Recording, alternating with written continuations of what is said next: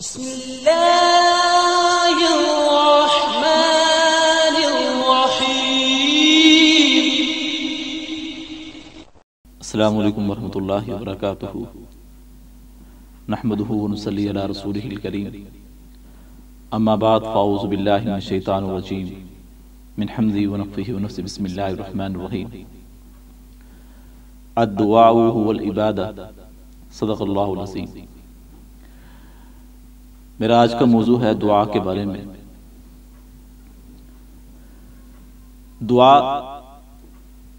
یہ ایک ایسی عبادت ہے کہ جس کو آج ہم نے چھوڑا ہوا ہے، اور اس کو چھوڑنے کے جو نقصانات ہمارے سامنے ہیں، ہم مصیبتوں، مشکلوں، پریشانیوں، بیماریوں، دکھوں کا شکار ہو چکے ہیں۔ کئی سالوں سے لوگ دعا نہیں مانگتے، یا اگر کچھ مانگتے ہیں تو ان کو دعا کا طریقہ ہی نہیں پتا کہ دعا کس طریقے سے کرنی چاہیے۔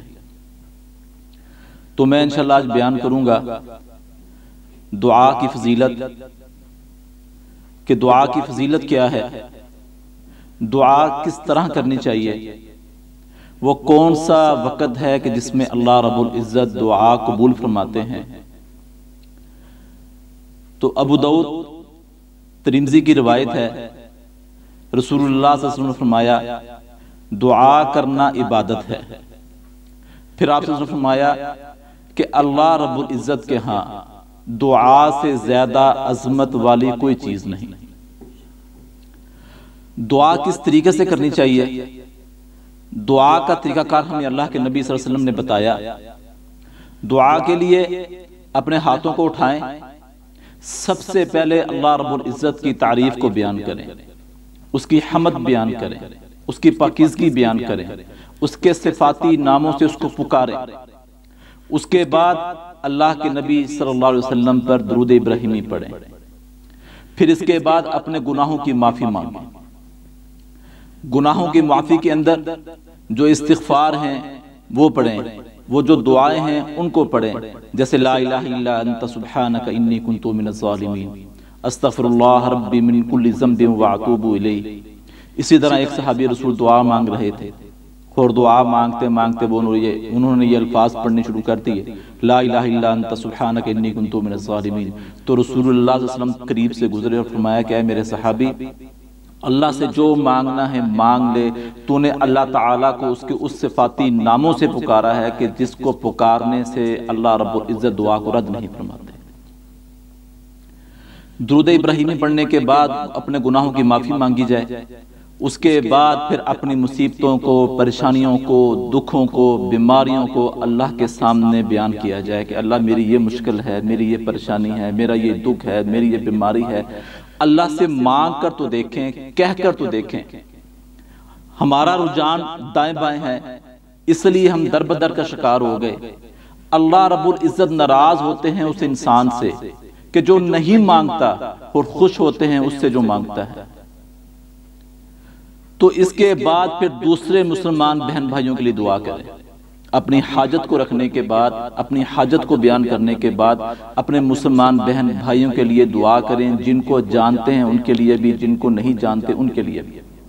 جب آپ کسی کے لیے دعا کریں گے تو اللہ رب العزت کسی کو پیدا کر دے گا جو تمہارے لیے دعا کرے گا، جو آپ لوگوں کے لیے دعا کریں گے۔ اس کے بعد پھر درود ابراہیمی پڑھ کر اور اس دعا کو ختم کریں۔ یہ دعا کا طریقہ تھا، لیکن اس کے اندر یقین ہو، توجہ ہو، اور یقین اور توجہ کس طریقے سے ہو کہ امام مالک رحمۃ اللہ علیہ فرماتے ہیں اپنے شاگردوں کے سامنے کہ ہمیں پتہ چل جاتا ہے کہ ہماری دعا قبول ہوئی ہے یا نہیں ہوئی۔ شاگردوں نے پوچھا کہ امام صاحب یہ کیسے؟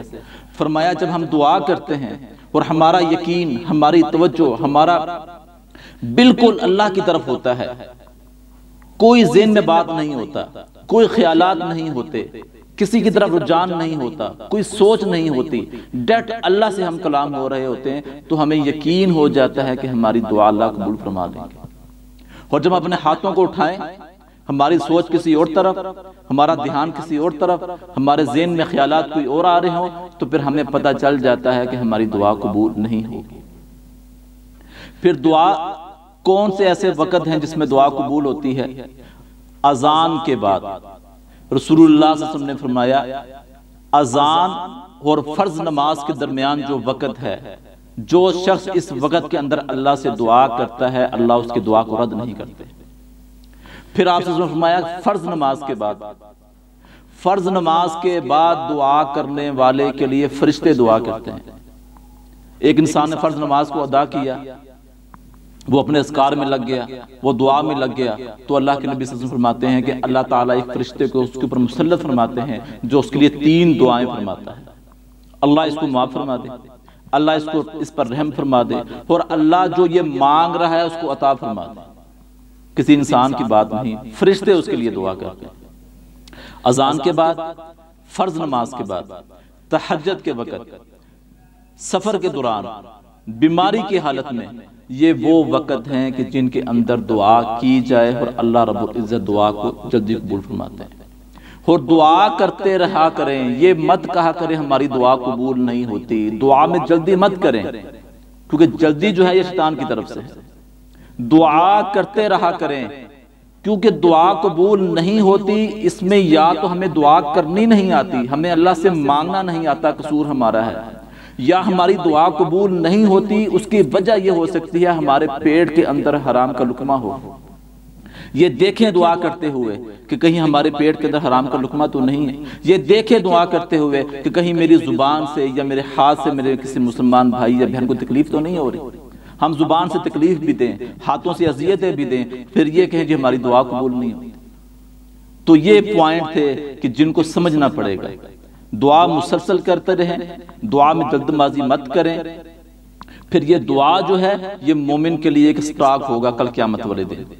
اگر ایک انسان دنیا میں سمجھتا ہے کہ میں دعا کرتا رہا ہوں میری دعا قبول نہیں ہو رہی، تو یہی دعا کل قیامت والے دن اس کے لیے ذریعہ نجات کا سبب پیدا ہو جائے گا، سبب بن جائے گا اس کے لیے کہ جب اس کے کھاتے میں نیکیاں کم ہوں گی اور اس کو جب جہنم کا کہا جائے گا کہ تو جہنم میں داخل ہو جا، پھر اس کو ٹھہرا دیا جائے گا، پھر اس کے نام اعمال میں دیکھا جائے گا تو وہ دعا کا سٹاک موجود ہوگا، تو اللہ رب العزت اس دعا کے سٹاک کی برکت کی وجہ سے اس کو معاف فرما دیں گے۔